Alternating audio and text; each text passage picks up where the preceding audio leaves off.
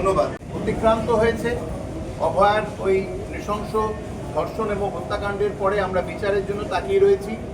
গতকাল সুপ্রিম কোর্টে একটি হিয়ারিং ছিল। শুনলাম যে সুপ্রিম কোর্ট নাকি বলেছেন যে শিয়ালদা কোর্টে যে মামলাটি চলছে সে মামলাটির নিষ্পত্তি নাকি 1 মাসের মধ্যে হবে। সেরকম নিশ্চয়ই তা আমাদের মধ্যে একটু আশার সঞ্চার করে, কিন্তু সেই আশাটা কতটা বাস্তবায়িত হবে এখনো বুঝতে পারি না। যখন দেখি যে নভেম্বর মাস থেকে অনুমতি চেয়েছে রাজ্য সরকারের কাছ থেকে, কারণ তারা রাজ্য সরকারের কর্মচারী যাদের বিরুদ্ধে এই চার্জশিটটি দেওয়া হবে, কিন্তু রাজ্য সরকার এখনো পর্যন্ত সেই অনুমতি দেয়নি। এটা সত্যিই খুবই দুঃখজনক ঘটনা। তবুও এই বিচার কবে আসছে এখন আমরা জানি না। এই বিচারের যে দাবিতে সোচ্চার হয়েছে বিশাল যে সমর্থন আমরা পেয়েছি তা সত্যি অভূতপূর্ব। আজকে আমাদের মধ্যে মিত্র নিউরোসার্জন, আমার পরিবারের অনেকেই আরজি করে পড়েছেন। আমি অনেক ছোট থেকে স্কুলে যখন পড়তাম তখন থেকে আরজি করে যেতাম, আরজি করে প্রোগ্রাম দেখতাম। কিন্তু অগাস্ট মাসে যখন এই ঘটনাটা ঘটলো তখন আমার খুবই দুঃখ লাগলো। আর প্রত্যেক দিন বাড়ি ফেরত এসে আমি একটাই প্রশ্ন নিজেকে করেছি যে এর পেছনে কি আমি কিংবা নর্মাল পাবলিক কতটা দায়ী। আমার মনে হয় আমাদেরও রেসপন্সিবিলিটি নিয়ে এটা ভাবা উচিত যে আমরা কিছুটা দায়িত্ব বটে, কারণ বন্ধ করা বেশি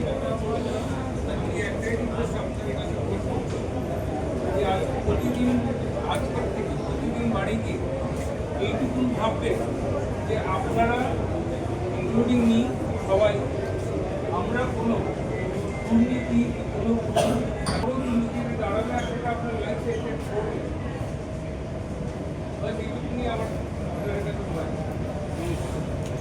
মানুষের আন্দোলন দেখেছি, সেই আন্দোলন ছিল স্বতঃস্ফূর্ত আন্দোলন এবং প্রচুর মানুষ, আপনারা হয়তো সবাই এই আন্দোলনে কোনো না কোনোভাবে যোগদান করেছিলেন, কিন্তু সমাজের একটা অংশের মানুষ কিন্তু এই আন্দোলনে কখনো যায়নি। এই কবিতাটা, আমার এই কবিতাটা তাদের নিয়েই অ্যাকচুয়ালি। কবিতার নাম হচ্ছে ভালোই আছি। আমরা তো বেশ ভালোই আছি, মাছ ভাত খেয়ে, কি হবে আর ওসব ভেবে, ও তো পাশের বাড়ির মেয়ে। চিল শকুন মাথার ওপর কখন আসে ধেয়ে, কি হবে আর ওসব ভেবে, ও তো পাশের বাড়ির মেয়ে। প্রতিবাদে কি বা পাবো, ভাতা গেলাম পেয়ে, কি হবে আর ওসব ভেবে, ও তো পাশের বাড়ির মেয়ে। রাত দখলে নামলো সবাই দিন বদলের গান গেয়ে, কি হবে আর ওসব করে, ও তো পাশের বাড়ির মেয়ে। কিন্তু একদিন এরকম হলো, মেয়ে কেন ফিরছে না ঘর, দুয়ারে আছি চেয়ে, কি হবে আর এখন ভেবে, ও তো আমার বাড়ির মেয়ে। ধন্যবাদ। আজকে আমরা সকলেই সিএমআরআই হসপিটালে রয়েছি। তো এই হসপিটালের মধ্যে থেকে একটা আওয়াজ উঠছে, 3 মাস কেটে গেল, আজ 4 মাস কেটে গেল, আজও অভয়ার কোনো বিচার হয়নি। সত্যি কি তাই? 4 মাস তো কেটেছেই, এবং শুধু সিএমআরআই হাসপাতাল না, এটা সমস্ত হাসপাতালের যে চিকিৎসকেরা রয়েছেন, এবং শুধু চিকিৎসকেরা না, আমাদের সমাজের সর্বস্তরের মানুষেরাই কিন্তু এই বিচার চাইছেন। বিচার তো সত্যিই আমরা পাইনি, তার কারণ শুধুমাত্র এই যে অপরাধ ঘটেছে সেই অপরাধের বিচার শুধু নয়, আমরা চাই যে যেন সেই অপরাধকে ঢাকার জন্য যে প্রচেষ্টা হয়েছে বা অপরাধকে সংগঠিত করার জন্য যে ষড়যন্ত্র হয়েছে, এই সব কিছুর উদ্ঘাটন চাই। আমরা চাই সঠিক বিচার এবং চিকিৎসকদের জন্য এবং সমাজের সর্বস্তরের মানুষদের জন্য একটা নিরাপদ সমাজ ব্যবস্থা। কতটা উঠছে প্রতিবাদের ঝড় তো আমরা দেখেছি, এরকম প্রতিবাদের ঝড় তো আমরা আগে কখনো দেখিনি।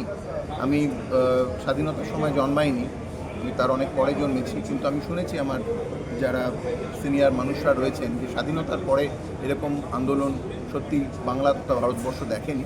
কিন্তু আমার মনে হয় যে প্রতিবাদ আন্দোলন যেরকম চলবে, একই সঙ্গে আমাদের সমাজের সকল স্তরের যে শুভবুদ্ধি সম্পন্ন মানুষেরা রয়েছেন, বিচার ব্যবস্থা থেকে শুরু করে রাজনীতি থেকে শুরু করে এবং আমাদের যে অন্যান্য যে সমাজের নেতৃস্থানীয় মানুষেরা রয়েছেন, সবার মধ্যেই কিন্তু এই প্রচেষ্টাটা থাকা দরকার যে আমরা যেন একটা সুস্থ নিরাপদ সমাজ ব্যবস্থার দিকে এগিয়ে যেতে পারি এবং এই অপরাধের একটা দৃষ্টান্তমূলক শাস্তি, যে শাস্তি সেই অপরাধীদের ভয় পাওয়াবে, ভবিষ্যতে যাতে তারা সেই অপরাধ আর সংগঠিত না করতে পারে তার জন্য তারা ভয় পাবে, এইরকম একটি আবহ, এরকম একটি পরিবেশ আমরা তৈরি করতে চাই। আপনার নাম?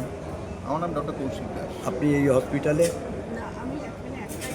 আমি একজন চিকিৎসক, এটাই আমার সবচেয়ে বড় পরিচয়। বলুন, কিছু বলবেন? হাসপাতাল রিলেটেড আপনি কিছু এটা আমার আপত্তি